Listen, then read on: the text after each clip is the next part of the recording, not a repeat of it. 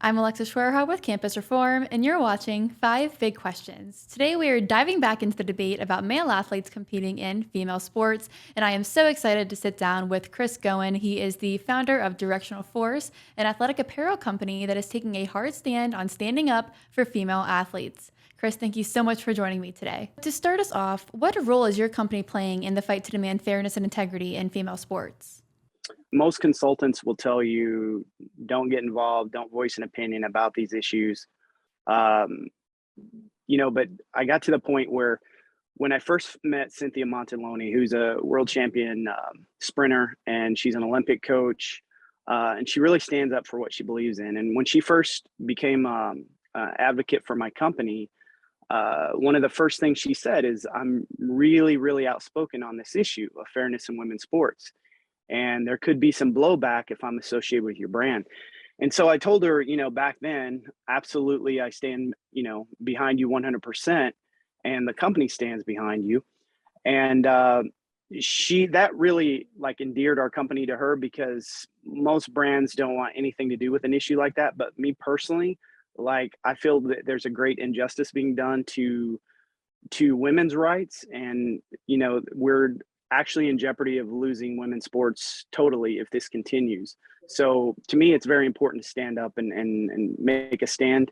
It's like the old saying, if you don't stand for something, you're going to fall for anything. And I'm not going to be intimidated by this woke mob, or whatever you want to call it, into submission, into something that I truly don't believe in. So And by taking such a public stance on this issue, has your business been impacted at all? absolutely, like, a lot of people don't understand like the struggles that a company like mine faces in growing brand recognition. So a lot of that is done through advertising, for instance, through, like when you're on social media and you see the sponsored ads, or you're on Google and you're looking for something and you see the ad. So we're actually under, for about the past year, 6 months, it really ramped up. And then after the rally, it ramped up even more. So to give you an example, 9 out of 10 ad clicks last week were bots. So there is someone who is aggressively targeting all of our ads across all media. So if it's Instagram, there are bot farms all over the world that you can hire. It's illegal, but it's almost impossible to prove. And these bot farms search out your ads, and these bots will click on your ads. They'll add things to the cart just to disturb your analytics, and they'll spend up your ad spend. So for instance, like, for people that don't know, each ad click costs X amount of dollars. So if the ad's really popular, it could be 25 cents, 50 cents, it could be as high as a dollar 50 per click. So you can do the math. It doesn't take very long to use your ad spend, especially when they're not people clicking on them. They're actually just these networks of bots that they're targeting you. So that's one example. Another example is just on social media, just like tons of nameless and faceless bots from all over the world that will follow you. And their goal is, one of the main things you want to do in social media advertising is to target someone who has shown interest in your company. They've liked your or they've been to your profile, they've liked a post. They might not follow you, but you want to advertise to those people that've shown some interest. So if you're completely being inundated with bots, then you're advertising to bots. And again, that's another way of wasting your ad spend. So that's just one example. Me personally, I don't have a huge influence on Instagram. I have a background in law enforcement, so social media really wasn't a big option for me, and I'm not super comfortable like putting myself out there. I'm trying to get better at it. I'm trying to share more of my life and the story with growing the brand. But just the comments, like, since I was at the rally where you were, Alexa, in DC, and I did an interview with John Root at Turning Point, and it hasn't even aired. But I posted the picture of John and I. He reshared a story. The amount of vile comments just on my personal Instagram, for instance, and that I received just from an interview that hasn't even aired, but just being affiliated or associated with them in that day, really was an eye opener for me. And like if you look at like Taylor Silverman, the professional skateboarder, like just some of the absolutely vile anti-Semitic comments that she receives just for standing up on this issue. So it's very disturbing, and it's a trend that's really really disturbing as a country. That if you don't agree with what they say, they're going to attack you any way they possibly can. It's like a bunch of spoiled children that don't get what they want at the store, and they start jumping up and down and pouting. It's absolutely ridiculous, and we can't stand for it. And what has been your biggest takeaway from being impacted by opponents on this issue? Yeah, that like I said, the weak few will try to intimidate the majority of strong individuals and strong people. I think the vast majority of Americans agree with what I'm saying on this issue. A lot of them won't voice their opinion, and that's what we need them to do.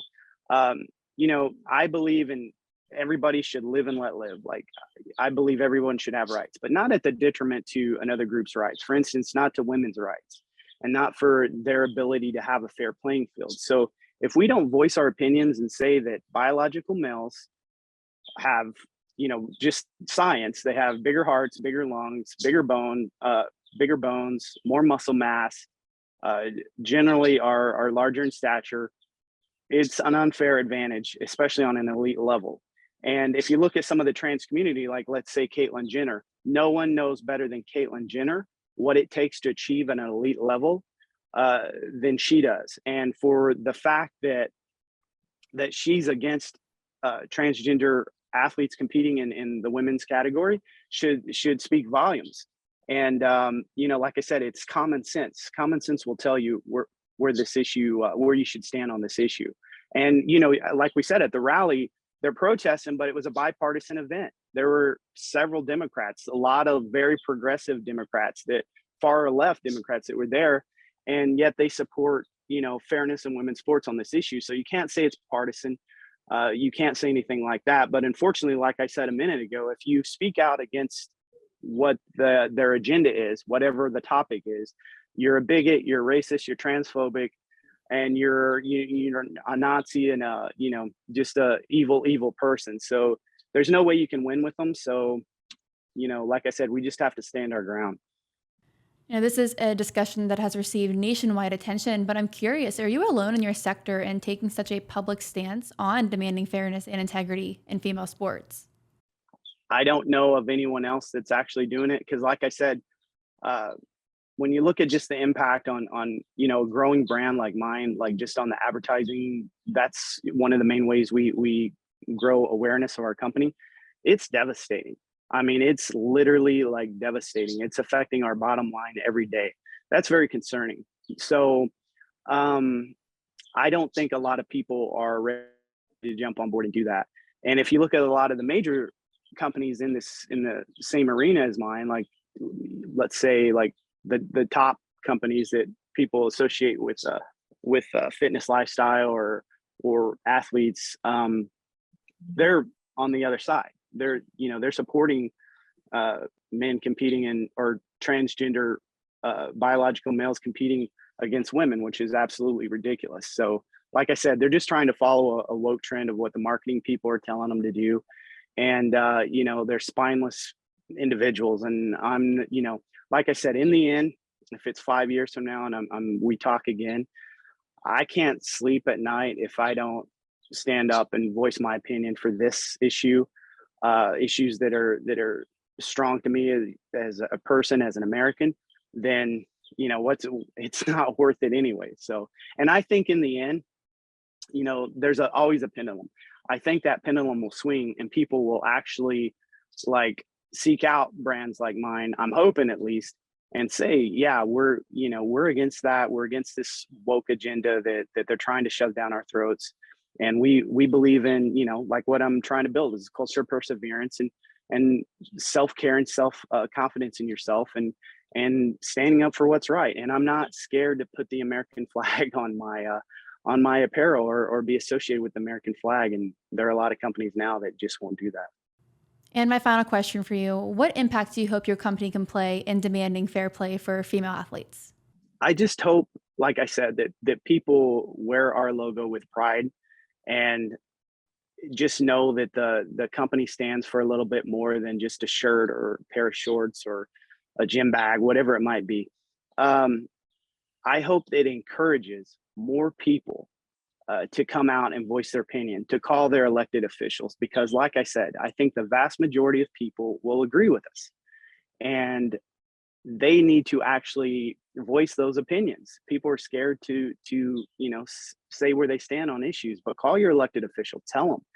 Like the route after the rally, we went to Capitol Hill, and to hear Congresswoman Kat Kamick and Representative McCarthy and like just some of our leaders actually say we're not going to give in on this subject. We're going to continue to fight. There's no end in sight. So that gave me a little bit of confidence, and I hope that our brand like encourages more athletes to come out and say where they stand on this. I hope to sponsor more women who are for a women's category. So I think that's the bottom line, that we just try to encourage more people to stand their ground on this issue. Chris, thank you so much for coming on today and breaking down this issue.